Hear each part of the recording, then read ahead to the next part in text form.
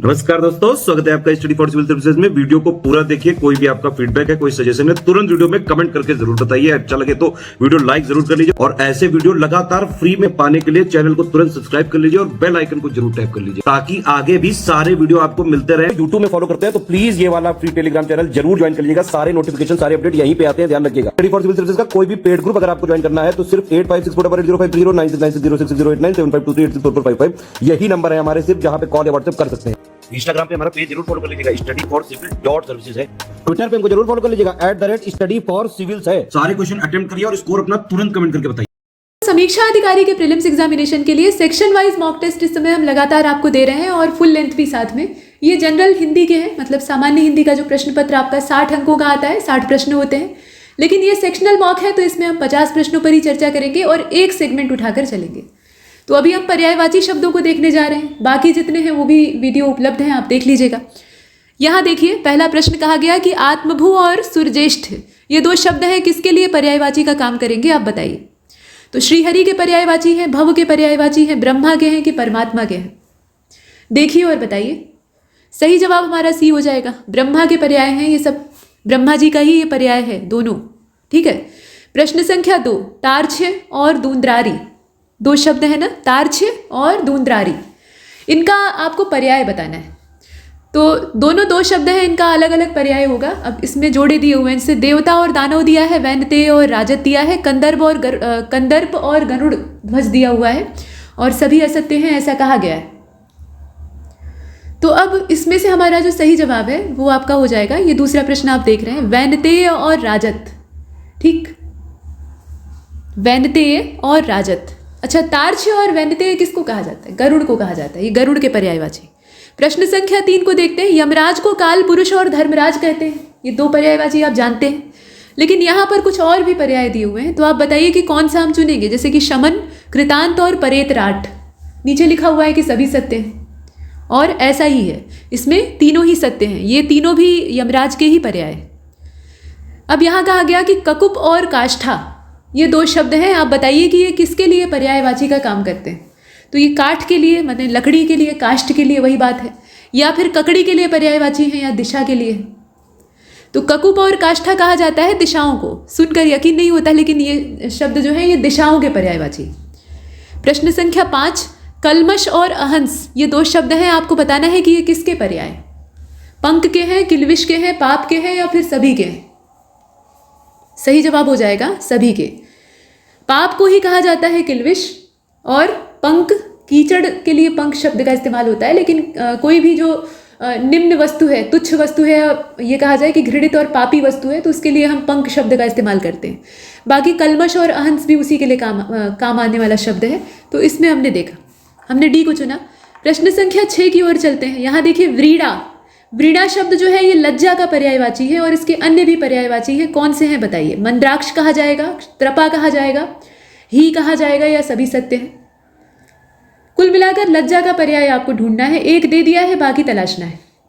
तो ये सभी हैं, मंदाक्ष भी होता है, त्रपा भी होता है और ही भी होता है। ही का मतलब ये वाला ही नहीं, ये संस्कृत का शब्द है। इसके बाद प्रश्न संख्या 7, शतावरी शब्द का उचित पर्याय आपको बताना है। तो क्या होना चाहिए, इंद्राणी, कचूर और शतमूली दिया है और सभी दे रखा है, बताइए इसमें से क्या होगा।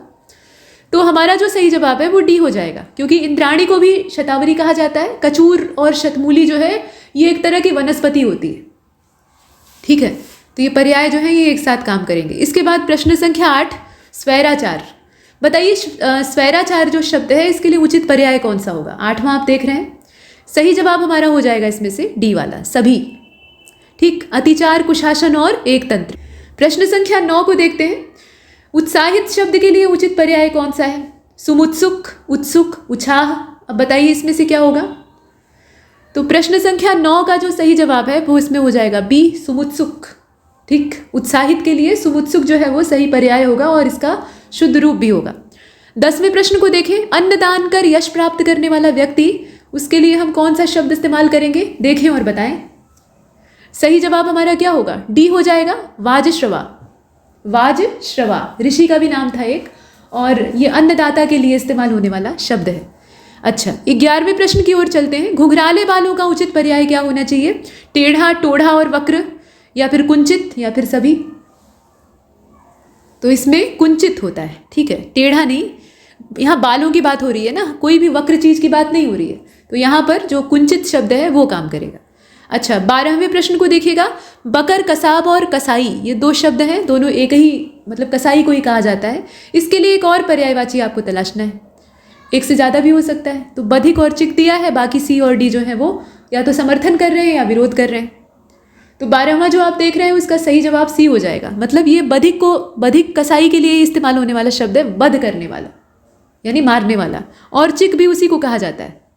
प्रश्न संख्या 13 को देखते हैं। अमृत, द्युति, अर्ह और अब्धिज, ये 3 शब्द हैं। आपको बताना है कि ये जो समानार्थी शब्द तीनों दिए हुए हैं इनका पर्याय क्या होगा। अमीरकर होगा, माफ कीजिए, अमीकर होगा, इंदु होगा, इंदव होगा या फिर सभी होगा। तो सही जवाब हमारा इसमें से क्या होना चाहिए? डी वाला हो जाएगा। अमीकर, इंदु और इंदव ये सब ईश्वर के पर्यायवाची हैं, ठीक है। ये सारे ही जो हैं ये देवताओं और ईश्वर के लिए इस्तेमाल किए जाते हैं, आमतौर पे देवताओं के लिए इस्तेमाल किए जाते हैं। इसके बाद आगे चलते हैं और प्रश्न संख्या 14 को देखते हैं। 14 आपका नीचे, ये 13वां हमने देखा था, 14। तो मिहिर शब्द जो है ये सूर्य का पर्यायवाची है, आप जानते ही हैं। और कुछ पर्यायवाची आपको तलाशने हैं। तो अरणी होगा, आफताब होगा, अग होगा या फिर सभी होगा, बताइए। तो ये जो 14वां आप देख रहे हैं इसका सही जवाब डी हो जाएगा, सभी होंगे, ठीक है। अरणी भी होगा, आफताब भी होगा, अग भी होगा। प्रश्न संख्या 15। अभिशंका, अभिशंका का उचित पर्याय क्या है बताइए। अयोग होगा, उज्र होगा, अरिष्ट होगा या फिर सभी होगा। तो अब इसका अगर ध्यान से देखा जाए तो डी वाला विकल्प हो जाएगा, सभी होंगे। अयोग, उज्र और अरिष्ट तीनों ही शब्द यहाँ पर काम करेंगे। 16वां प्रश्न देखिएगा। आजमूद और अवेक्षित साथ में अनुभूत, ये तीनों शब्द एक समान अर्थ रखने वाले हैं। आप ये बताइए कि इनका पर्याय क्या होगा। तो परीक्षित होगा, आकलित होगा, आजमाया होगा या फिर सभी होगा। आजमूद माने आजमाया, उसी को परीक्षित भी कहा जाता है, मतलब जिसे आजमाया यानी इसकी परीक्षा ली गई है, उसी को आकलित भी कहते हैं, अवेक्षित और अनुभूत भी कहते हैं। तो इसमें से हम चुनेंगे किसको? डी वाले को। अच्छा, 17वें प्रश्न को देखें, यहाँ आ जाइए। देखिए इसमें कहा जा रहा है आर्जव। आर्जव एक शब्द है, आपको बताना है कि इसका उचित पर्याय क्या होगा। तो समलोष्ट कांचन होगा, भद्र होगा, क्षेत्र मार्जव होगा या फिर सभी होंगे। यहाँ पर भी डी को चुनेंगे। समलोष्ट कांचन, भद्र और क्षेत्र मार्जव ये सभी आर्जव के पर्यायवाची हो जाएंगे। इसके बाद 18वें प्रश्न को देखते हैं। ब्योड़ा और किल्ली, ये शब्द जो है ये किसके लिए काम आते हैं? 18वां आप देख रहे हैं। सही जवाब हमारा क्या हो जाएगा? डी हो जाएगा। अवरोध को कहा जाता है। प्रश्न संख्या 19 को देखते हैं। तुलसी का पर्यायवाची शब्द है कौन सा? वृंदा, तीव्रा, भारवी लिखा हुआ है, आप बताएं इसमें से कौन सा होगा। तो अब प्रश्न को बहुत ध्यान से देखिएगा, इसका जो सही जवाब है वो इसमें से डी हो जाएगा, सभी। वृंदा, तीव्रा और भारवी तीनों ही, ठीक। यहाँ हम आगे चलते हैं, अगला देखते हैं।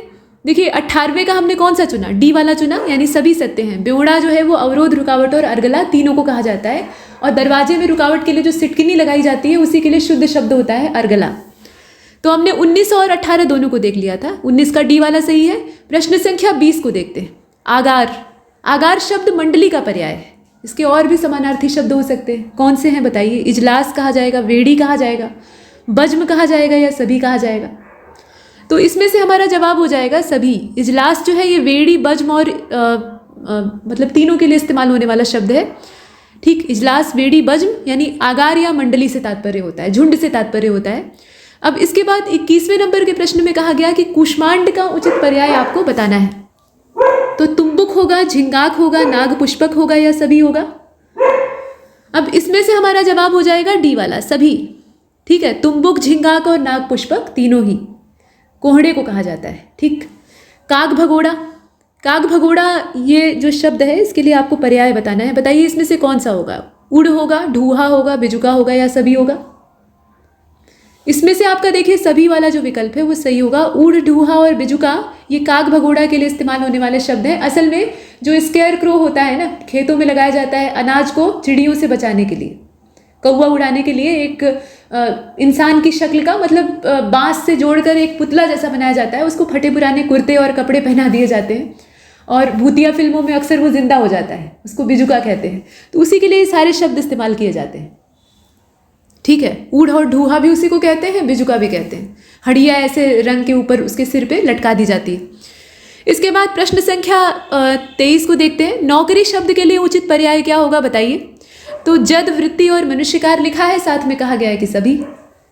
तो यहाँ पर काम करेगा डी वाला विकल्प, सभी, जितने हैं वो सभी, अर्थात हम डी को चुनते हैं। प्रश्न संख्या 24, अंतावसायी, भांडिक, कल्पक और क्षौरिक, ये सारे शब्द जो है ये पर्याय है किस चीज़ के? नाई के, श्रमशुवर्धक के, आईनादार के, या सभी के? और इसमें जो हमारा सही उत्तर होगा वो डी हो जाएगा, सभी के हैं। ये सब नाई को कहा जाता है। जितने शब्द आप देख रहे हैं सब नाई के पर्यायवाची। प्रश्न संख्या 25, अलाबू, तुम्बड़ा, पुंडरीक, ये 3 शब्द हैं। तीनों जो हैं वो समान अर्थ वाले हैं, माने एक ही चीज़ को कहा जाता है। अब आप बताइए कि ये किस चीज़ के पर्याय हैं? भगवान विष्णु के पर्याय हैं, गरुड़ के पर्याय हैं, चैत्यमुख के पर्याय हैं, या फिर कोहड़े के? तो अब इसमें से अगर आपको चुनना है तो आप चुनेंगे सी वाले को, ये कोहड़े के पर्यायवाची। ये सारे शब्द जो है ये कोहड़े के पर्याय है। प्रश्न संख्या 26, सहीजन, शोभांजन और शुलवारी, सहीजन, शोभांजन और शुलवारी, ये सभी शब्द आपस में समानार्थी हैं। आपको ये बताना है कि कुछ इसके और पर्यायवाची कौन से हो सकते हैं। तो मधुशिबनु होगा, क्षमादश होगा, शुकपुच्छ होगा, या सभी होगा? और 26वां आप देख ही रहे हैं, तो इसका जो करेक्ट आंसर है वो डी हो जाएगा, सभी होंगे। 26 का हमने डी चुना। प्रश्न संख्या 27, छेमंड, टूगर, नालंब और बेकस, साथ में बापुरा, ये सारे शब्द समानार्थी हैं। अब बताइए इसके लिए उचित पर्याय क्या होगा। मतलब ये जितने शब्द आपने ऊपर देखे ये सब आपस में समान अर्थ रखते हैं। इनके लिए आपको एक पर्याय ढूंढना है। तो आश्रयहीन होगा, व्यभिचारी होगा, कर्जखोर होगा, मिथ्याचारी होगा, इसमें से कौन सा होना चाहिए? देखिए इसमें से आपका हो जाएगा ए वाला, आश्रयहीन। ठीक, बेठिकाना, बेघर बार जो होता है उसके लिए सारे शब्द इस्तेमाल होते हैं। प्रश्न संख्या 28, अनीक शब्द का उचित पर्याय क्या होगा बताइए। अभेरा होगा, आजी होगा, उल्फत होगा, या सभी होगा? और 28वां आप बहुत ध्यान से देखिएगा, इसका जो सही जवाब है वो डी हो जाएगा, ये सभी होंगे, अभेरा, आजी और उल्फत। अच्छा, 29वें प्रश्न को देखते हैं। शकुंत शब्द का पर्याय, माफ कीजिएगा, शकुंत शब्द पर्याय होता है, किसका होता है बताइए। चाश का, अंतरिक्ष शत का, नीडक का, या फिर सभी का? तो शकुंत मतलब आप जानते हैं क्या होगा। जैसे आप देखते हैं ना दुष्यंत और शकुंतला, तो अभिज्ञान शाकुंतलम, उसमें शकुंतला को पालने वाले पक्षी थे। मतलब वो बच्ची जो है वो स्वर्ग की अप्सरा की पुत्री थी, लेकिन वो वन में ऐसे छोड़ दी गई थी और पक्षी अपने पंख फैला के उसका रक्षण कर रहे थे, तो इसीलिए वहीं से नाम पड़ गया शकुंतला। तो शकुंत शब्द जो है ये पक्षी के लिए इस्तेमाल होता है। अब आप बताइए कि इसमें चाश, अंतरिक्षसत और नीड़क, ये जो शब्द हैं ये काम करेंगे या नहीं करेंगे? तो करेंगे, ये सारे शब्द काम करेंगे। ये सारे ही शब्द जो हैं ये पक्षी के पर्यायवाची। ठीक, आगे चलते हैं। विश्वेश्वर, विश्वेश्वर शब्द जो है इसका उचित पर्याय आपको बताना है। अक्षमाली होगा, अम्बरीश होगा, अयोनिज होगा, या सभी होगा? तो 30वां आप बहुत ध्यान से देखिएगा, और इसका जो सही जवाब है प्रश्न संख्या 30 को देखिए, इसका हो जाएगा डी वाला। इसमें जितने हैं वो सभी होंगे। अक्षमाली, अम्बरीश और अयोनिज, ये सभी ईश्वर को, विधाता को कहा जाता है। अच्छा, 31वां प्रश्न, चिन्मय, चिदाकाश, दहराकाश। अब ये जो सारे शब्द हैं ये समानार्थी हैं, मतलब आपस में इनका समान अर्थ है। इनका आपको पर्याय ढूंढना है। तो परंजय होगा, भवधरण होगा, उडुगन होगा, क और ख दोनों होगा। बताइए इसमें से कौन सा होगा। तो अब इसमें से आपका होगा डी वाला। ठीक है, क और ख दोनों, परंजय भी और भवधरण भी। उडुगन नहीं होगा, उडुगन एक अलग शब्द है। अच्छा, कमेंट सेक्शन में जरा उडुगन का मतलब बताइएगा। ये आसान है, खोजेंगे ना तो मिल जाएगा आराम से। इंटरनेट पे भी खोजिएगा या कहीं किताब में भी देखिएगा, तो ये आपको वैसे भी याद आ रहा होगा ये किस चीज़ का पर्यायवाची। तो अभी बताया नहीं जाएगा, इसको बताइए, ये आपके लिए होमवर्क है। हाँ, परंजय, भवधरण, चिन्मय, चिदाकाश और दहराकाश ये ईश्वर के लिए इस्तेमाल होने वाले शब्द हैं। तो ठीक है, हमने डी को चुना। प्रश्न संख्या 32, युद्ध का पर्याय जिस प्रकार से समर, संग्राम और रण होता है, वैसे ही चंचरीक शब्द के लिए आपको 3 पर्यायवाची ढूंढने हैं। युद्ध के लिए 3 पर्यायवाची दे दिया है। कौन कौन सा है? समर है, संग्राम है और रण है। आप सामान्य है जानते हैं, मतलब सामान्य पर्यायवाची है, आप जानते हैं। अब चंचरीक शब्द जो है इसके लिए ऐसे ही 3 आपको पर्यायवाची ढूंढने हैं। तो अलिंद, अली और द्विर होगा, खटपद, कीलालप और द्विरेफ होगा, भंवरा, भृंग और मधुकर होगा। और डी में कहा गया है कि जब जितने दिए हुए हैं तीनों सत्य हैं। तो 32 जो है ना, इसका सही जवाब क्या होगा? डी हो जाएगा। सभी ठीक हैं, जितने दिए हैं सभी सत्य हैं, इसमें कोई भी ऐसा नहीं है जो कि गलत है। मतलब ये सारे जो है ये भंवरे के पर्यायवाची, उसी को चंचरिक भी कहते हैं और बाकी सारे शब्द काम करेंगे। तो इस प्रश्न का उद्देश्य था भंवरे के इतने सारे पर्यायवाचियों से आपको परिचित कराना, और आप परिचित भी हैं, आपने पढ़ा है। अच्छा, 33वें को देखिएगा, वैकुंठ शब्द का उचित पर्याय आपको बताना है। ईशु होगा, अर्श होगा, ऋभुक्ष होगा, सभी होगा, कौन सा होगा बताइए। तो 33 को बहुत ध्यानपूर्वक देखिएगा, इसका जो करेक्ट आंसर है वो डी हो जाएगा। ईशु, अर्श और ऋभुक्ष ये सब जो है ये स्वर्ग को कहा जाता है, वैकुंठ भी स्वर्ग को कहा जाता है। प्रश्न संख्या 34, बावर्ची, खानसामा, रसोइया, आप समझ ही रहे हैं। इसका आपको पर्यायवाची ढूंढना है। वल्लभ, रसपाचक, आरालिक और सभी। तो ये सभी वाला जो विकल्प है आपका काम आसान कर देता है, लेकिन शब्द से भी आपको परिचित होना चाहिए। वल्लभ कहा जाता है, वल्लभ नहीं कहा जाता। यहाँ भ नहीं है, ध्यान दीजिएगा, व है। जरा जूम कर लीजिए, देखिए यहाँ वल्लभ है। वल्लभ अगर कह देंगे ना तो वो स्वामी या पति से तात्पर्य हो जाएगा। यहाँ पर वल्लभ कहा गया है, ये रसोइये के लिए इस्तेमाल होने वाला शब्द है। जब पांडव अज्ञातवास अपना गुजार रहे थे, मतलब जब जुए में हार जाते हैं, तो वहाँ पर कैसे भी करके दास्ता से मुक्ति मिलती है, यानी दुर्योधन के दास बन गए थे।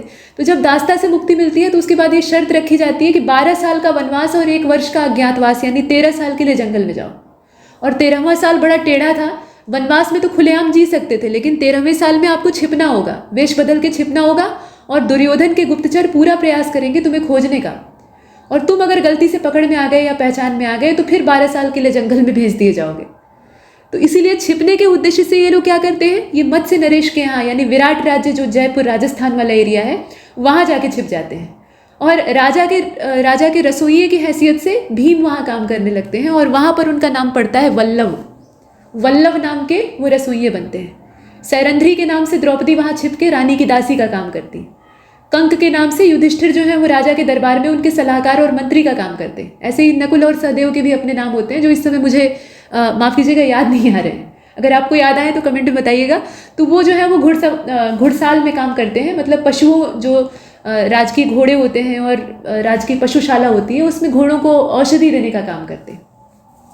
तो यही सब है। अच्छा, अर्जुन जो है वो बृहनलला बन जाते हैं। उस समय उन्हें उर्वशी का श्राप लगा हुआ था, आधे नर और आधे स्त्री के रूप में थे, मतलब उनकी स्थिति जो है वो एक किन्नर वाली हो गई थी। तो किन्नर का ही अवतार भी धर लेते हैं, वो राजा की बेटी को नाच सिखाने लगते हैं, मतलब नृत्य सिखाने लगते हैं। तो कुल मिलाकर वल्लभ जो है ये भीम का नाम क्यों पड़ा, क्योंकि वो रसोइये थे, रसोई बनाने का काम करते थे, और भोजन से उन्हें खासा लगाव था, ये आप जानते ही। जितना अच्छा बनाते थे उससे कहीं ज़्यादा खाते थे। इसके बाद आगे चलते हैं तो सारे ही इसमें ठीक है। रसपाचक भी उसी को कहा जाता है और आरालिक भी कहा जाता है। तो ये सारे शब्द रसोइये के लिए इस्तेमाल होते हैं। चलिए इसे छोटा करें। प्रश्न संख्या 35, वैभवशाली, अमीर और अयाची, ये जो शब्द है इनके लिए आपको पर्याय बताना है। अर्थपति दिया है और जरदार दिया है। जरदारी एक बड़े कद्दावर पॉलिटिशियन थे पाकिस्तान की राजनीति में। तो जरदार शब्द जो है इसका मतलब क्या होता है आपको पता होना चाहिए। कुल मिलाकर अमीर, अमीर तो आप जानते ही हैं, वैभवशाली भी जानते हैं, इतना तो आपको पता है। अयाची का मतलब क्या, याची मतलब याचना करने वाला, अयाची मतलब जो याचना न करे। तो जिसके पास रहेगा सब कुछ वही ना याचना नहीं करेगा, यानी अमीर से ही तात्पर्य है। तो कुल मिलाकर धनवान व्यक्ति की ये 3 पर्याय देकर आपसे पूछा जा रहा है कि नीचे कौन सा सही है। तो बेशक दोनों सही है। अर्थपति भी यानी धनवान, अर्थ मतलब पैसा, जरदार भी उसी को कहा जाता है। इसके बाद प्रश्न संख्या 36, बाहुबली का पर्यायवाची शब्द क्या है बताइए। अमरेंद्र नहीं, पुंस, पराक्रमी, वाष्कल और सभी। अब पराक्रमी तो आप जानते हैं। बाहुबली का शाब्दिक अर्थ क्या होता है, जिसकी भुजाओं में बल हो। शिवगामी देवी की अंगुली पकड़कर बाहुबली छोड़वे नहीं करते हैं, तो इसीलिए तो उनका नाम बाहुबली पड़ जाता है। तो इसलिए यहाँ पर ताकतवर से तात्पर्य होता है, मतलब जिसके पास बाहु का बल हो, यानी भुजाओं का बल। तो इसमें से जो शब्द दिए हैं उन्हें आप देखें, पुंस, पराक्रमी और वाष्कल दिया हुआ है। किसको चुनेंगे? तो इसमें भी हम डी को ही चुन लेते हैं, क्योंकि ये सारे शब्द, पुंस मतलब जिसके अंदर पौरुष है, सामर्थ्यवान है, पराक्रमी कहेंगे ही, और वाष्कल भी उसी को कहते हैं। डी वाले को चुना। अच्छा, कंवल और पीलिया रोग जो है वो एक ही बात है, कंवल कहा जाता है पीलिया रोग को। तो अब इसके लिए आपको पर्याय ढूंढना है। कपिंजल, पांडुरोग, आंत्रशोथ, क और ख दोनों। और 37 जो आप देख रहे हैं इसका सही जवाब बी हो जाएगा। ठीक, पांडुरोग कहा जाता है, पांडुरोग कहा जाता है। इसमें कपिंजल शब्द भी लिखा हुआ है, लेकिन इसका जो सही उत्तर है वो आपका बी वाला ही होगा। पीलिया रोग को कहा जाता है कमल और पांडुरोग। बाकी कपिंजल शब्द जो है ना, ये पीले रंग के किसी भी चीज़ के लिए इस्तेमाल किया जा सकता है। पीला रोग है, शरीर पीला पड़ जाता है, तो कपिंजल शरीर को कह सकते हैं, लेकिन रोग को नहीं कहेंगे। और मूल रूप से ये तीतर का पर्यायवाची होता है। तीतर आप जानते हैं ना, क्विल कहा जाता है अंग्रेजी में, तो तीतर नाम के पक्षी को भी कपिंजल कहते हैं। हमारा उत्तर है बी वाला। प्रश्न संख्या 38, यहाँ देखिए मृग शावक, मृग छौना और हिरण का बच्चा एक ही बात है। इसके लिए आपको पर्याय शब्द का इस्तेमाल करना है, बताइए कौन सा। तो व्याधमीत, वाताट और मयू लिखा हुआ है और कहा गया है कि सभी सत्य हैं। तो इसमें तो बेशक सारे सत्य हैं। ये सारे ही शब्द जो हैं ये हिरण के बच्चे यानी मृग छौने के लिए इस्तेमाल होते हैं। उसको व्याधमीत भी कहा जाता है, मतलब ये आसान शिकार होता है ना। बाकी हिरण भाग जाएंगे, लेकिन ये बच्चे जो हैं ये थोड़ा सा भी डर लगेगा तो एकदम फ्रीज हो जाते हैं। फ्रीज होने का मतलब है कि एक जगह एकदम बुत बन जाएंगे। उसके बाद शेर इन्हें चाटना शुरू करेगा, उसके बाद कुछ देर बाद खा जाएगा। आमतौर पे जब शेरनियाँ इन्हें पकड़ती हैं तो पहले चाट के साफ करती हैं, क्योंकि इससे इन्हें बच्चे की गंध आती है तो उनके अंदर ममता जागृत होती है, लेकिन वो ज़्यादा देर तक टिकती नहीं। उसके बाद इन्हें समझ में आ जाता है कि ये भोजन है, तो हम डी वाले को चुनते हैं। प्रश्न संख्या 39 को देखते हैं। नासा शब्द का उचित पर्याय आप देखिए, आपने डिस्कवरी वाले चैनल पे या इस तरह के जो और एनिमल लाइफ से जुड़े हुए चैनल होते हैं उन्हें देखा होगा कि मतलब एक हिरण का अभी सद्य पैदा हुआ छौना है और शेरनी उसे पा गई है, अब बैठ के साफ कर रही है, चाट रही है, तो बहुत देर तक रहता नहीं है, खा जाती है। यहाँ 39वें प्रश्न को देखिएगा। नासा शब्द जो है इसके लिए पर्याय आपको ढूंढना है। नस्त होगा, नक्र होगा, पत होगा या सभी होगा। नासा किसको कहा जाता है? नाग को कहते हैं, है ना। वो अमेरिका की एजेंसी नासा की बात नहीं है। यहाँ संस्कृत का शब्द है नासा, नासिका। ये सारे शब्द नाग के लिए इस्तेमाल होते हैं। नस्त भी उसी को कहा जाता है और नक्र भी उसी को कहा जाता है, पत भी उसी को कहा जाता है। आपने ठेठ कहावत सुनी होगी कि मेरी पत रख लीजिए, यानी मेरी नाक की रक्षा कीजिए। नाक को इज्जत का भी पर्याय मानते हैं ना मुहावरे की शैली में, तो पत जो है ये भी नाक का पर्यायवाची है, तो डी वाले को चुनते हैं। अच्छा, प्रश्न संख्या 40, घुघुआ और घुग्घू, बताइए इसमें से किसका ये पर्याय है, आप किसको चुनेंगे? ध्यान से देखिएगा। और घुघुआ और घुग्घू जैसे जो शब्द हैं उल्लू के लिए तो इस्तेमाल किए ही जाते हैं, क्योंकि उसकी आवाज़ ही ऐसी होती है कि उसका नाम रख दिया गया घुग्घू। और बाकी आप देखें नकतंचर दिया हुआ है, तो सही जवाब हमारा हो जाएगा इसमें डी वाला। ये दोनों ही हैं, नकतंचर भी उल्लू को ही कहा जाता है। प्रश्न संख्या 41, यहाँ देखिएगा चिबिल्ला। चिबिल्ला शब्द जो है इसके लिए आपको पर्याय बताना है, बताइए कौन सा होगा। अशांत होगा, उत्कंठित होगा, आवलित होगा या सभी होगा? तो ये सभी होंगे, ठीक है। अशांत, उत्कंठित और आवलित ये सारे शब्द चिबिल्ला के लिए इस्तेमाल होंगे। प्रश्न संख्या 42 को देखिएगा। दिलरूबा शब्द का क्या अर्थ होता है बताएं? प्रेमी, माशूका, साकी। तो हमारा जो सही जवाब है वो इसमें से डी हो जाएगा। सभी, प्रेमी, माशूका और साकी, ये तीनों ही शब्द काम करेंगे दिलरूबा के लिए। प्रश्न संख्या 43 को देखते हैं। साकी साकी गाना आपने सुना ही होगा। आस्थान शब्द का उचित पर्याय क्या है बताइए? देवालय, महास्थान, राजदरबार या ऊंचा स्थान। अब इसमें डी वाला विकल्प आसान नहीं है, तो आपको कोई एक चुनना पड़ेगा, और इसमें हमारा जो सही उत्तर है वो सी हो जाएगा। आस्थान कहा जाता है राजा के दरबार को, ये किसी बड़े स्थान को या ऊंचे स्थान या देवालय को नहीं कहते हैं, राज दरबार को कहते हैं आस्थान। प्रश्न संख्या 44, तंत्र मंत्र को किसी और भी नाम से जानते हैं, बताइए कौन सा नाम हो सकता है? करबर हो सकता है, अपसू हो सकता है, अंछर हो सकता है। डी वाला विकल्प आसान है, तो अब इसमें हम चुनेंगे डी को ही, क्योंकि करबर शब्द जो है ये भी तंत्र मंत्र जादू टोने के लिए इस्तेमाल होता है, मांत्रिक क्रिया के लिए। अपसू भी कहा जाता है और अंछर भी कहा जाता है, तो डी को चुना। 45 को देखते हैं। क्रौंच दारण, शिखी वाहन, वल्ली वल्लभ और महासेन, 4 शब्द हैं यहाँ पर। कौन कौन से हैं? क्रौंच दारण है, शिखी वाहन है, वल्ली वल्लभ है और महासेन है। आपको बताना है कि ये चारों शब्द जो कि समानार्थी हैं ये किसके पर्यायवाची हैं? कार्तिकेय जी के, विश्वेश के, स्कंद और शर्जन्या के, या फिर सभी के? इसमें भी आप डी को चुनेंगे। ये सारे शब्द जो आप नीचे भी देख रहे हैं ना, कार्तिकेय, विश्वेश, स्कंद और शर्जन्या, ये भी कुमार कार्तिकेय के ही पर्यायवाची हैं और ऊपर वाले तो है ही हैं, ठीक। तो हम डी को चुनते हैं। दुर्गा जी के लिए विभिन्न जो यहाँ पर्यायवाची दिए हैं उसमें से कौन सा आप चुनेंगे? त्वाष्टी लिखा है, महोग्रा लिखा है और शाकरी लिखा है। डी वाला आप देख ही रहे हैं, कहा गया कि सभी सत्य हैं। तो अब इसमें जो हमारा सही जवाब है वो डी हो जाएगा, सभी सत्य हैं। प्रश्न संख्या 47, रौरव, वृष्णि, प्रचंड। रौरव, वृष्णि और प्रचंड ये आपस में समान अर्थ रखने वाले शब्द हैं। आपको बताना है कि इसके लिए पर्याय क्या होगा। तो बरबंड होगा, हैबतनाक होगा, या सिर्फ ए सही होगा या ए और बी दोनों सही होगा। तो 47 को देखिए, इसमें भी आपका डी ही हो जाएगा। बरबंड और हैबतनाक भी उसी चीज को कहा जाता है जो देखने में भयंकर और उग्र हो, यानी प्रचंड हो। प्रश्न संख्या 48, आसु सुक्षिणी की प्रचंड लपटें जो है वो सब कुछ निगल रही थी। अब इसमें आसु सुक्षिणी जो शब्द है उसके नीचे किया हुआ है रेखांकन। आपको बताना है कि इसका उचित पर्याय क्या होगा। तो तर्पुजंब होगा, जगन्नु होगा, दाढ़ा होगा या सभी होगा। तो 48 को ध्यान से देखिएगा और इसका जो सही जवाब है वो इसमें डी हो जाएगा, सभी होगा। तर्पुजंब, जगन्नु और दाढ़ा ये तीनों ही शब्द काम करेंगे। 49 को देखते हैं, यहाँ देखिएगा अलीक और अवांग ज्ञान ये शब्द हैं। ये आप पहचान रहे हैं क्या चीज़ लिखी हुई है ऐसे, ये अंग्या है उसके नीचे से हलंत लगा हुआ है। अवांग, वांग मतलब अंग्या में यहाँ जो आधी मात्रा है यानी हल स्वर है वो उच्चारित हो रहा है। तो अलीक और अवांग ज्ञान ये जो शब्द है इनका उचित अर्थ क्या होगा। अवज्ञा होगा, परिश्रम होगा, अहंकार होगा या सभी सत्य होंगे। तो अब इसमें अगर आप देखें तो करेक्ट आंसर इसका हो जाएगा 49 का। इसमें डी को नहीं चुनेंगे, इसमें हम किसको चुनेंगे, अवज्ञा को चुनेंगे, मतलब अवहेलना करना किसी की। प्रश्न संख्या 50 और अंतिम, त्विषा, मीश और द्युम्न ये दो शब्द हैं। आपको ये बताना है कि इसका जो पर्यायवाची है वो कौन सा होगा। ध्वांत, हर्ता, निर्मुट, आदित्य या सभी। इसमें हमारा उत्तर डी होगा। ये सभी जितने भी शब्द आप देख रहे हैं ये सब भगवान सूर्य के पर्यायवाची हैं। द्युम्न भी उन्हीं को कहा जाता है, ध्वांत हर्ता यानी अंधेरे को हरने वाला, निर्मुट भी उन्हीं को कहा जाता है और त्विषा मीश भी उन्हीं को कहा जाता है। तो यहाँ पर पर्यायवाची शब्दों का ये जो खंडवार मॉक टेस्ट था यानी सेक्शनल मॉक टेस्ट था ये समाप्त होता है। इसके आगे अभी तद्भव, तत्सम और विशेषण विशेष्य वाले बचे हुए हैं, वो भी आपको मिल जाएंगे।